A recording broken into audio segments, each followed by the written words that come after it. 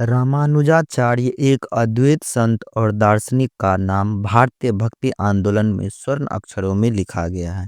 उनके जीवन की कहानी और योगदान में कई अनसुने पहलू हैं जो आपको न केवल प्रेरित करेंगी बल्कि भारतीय अध्यात्म की गहराइयों से भी जोड़ेंगी। रामानुजाचार्य का जन्म 1017 ईस्वी में तमिलनाडु के श्री पेरुम्बदूर में हुआ। बचपन से ही वे तीव्र बुद्धिमान और विनम्र स्वभाव के थे। ऐसा कहा जाता है कि उनके गुरु यादव प्रकाश एक बार ईश्वर के गुणों का अपमान कर रहे थे, तो रामानुजाचार्य ने गुरु से असहमति जताई थी और यह बात इतनी बढ़ गई कि गुरु ने उन्हें मारने की साजिश तक रची गई।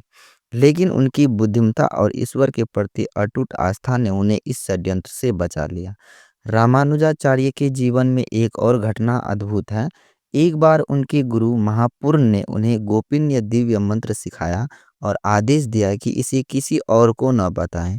लेकिन रामानुजाचार्य ने महसूस किया कि यह मंत्र मानवता के कल्याण के लिए अच्छा है और उन्होंने इसे सार्वजनिक कर दिया।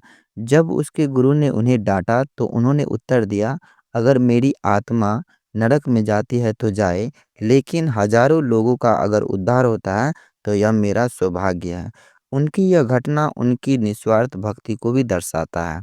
अगर हम भक्ति आंदोलन के बारे में योगदान के बारे में अगर बात करें, तो रामानुजाचार्य ने विशिष्ट द्वैत वेदांत के सिद्धांत को स्थापित किया था, जिसमें उन्होंने कहा कि भगवान और जीव अलग हैं, लेकिन जीव भगवान की ही अंश है। यह विचार लोगों को ईश्वर के प्रति प्रेम और सेवा से जोड़ता है।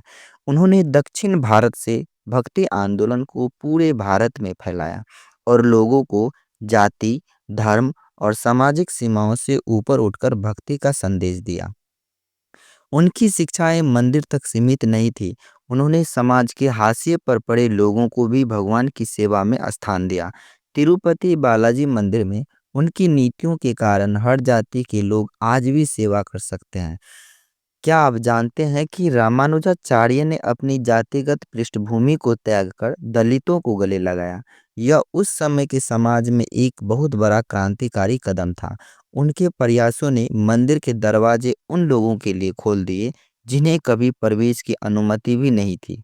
उन्होंने श्री वैष्णव संप्रदाय की स्थापना की और 120 साल तक जीवित रहकर लाखों लोगों को प्रेरित किया। कहा जाता है कि उनके जीवन के शरीर को आज भी श्रीरंगम मंदिर में संरक्षित करके रखा गया है और यह लगभग 1000 वर्षों से भी अविनाशी बना हुआ है।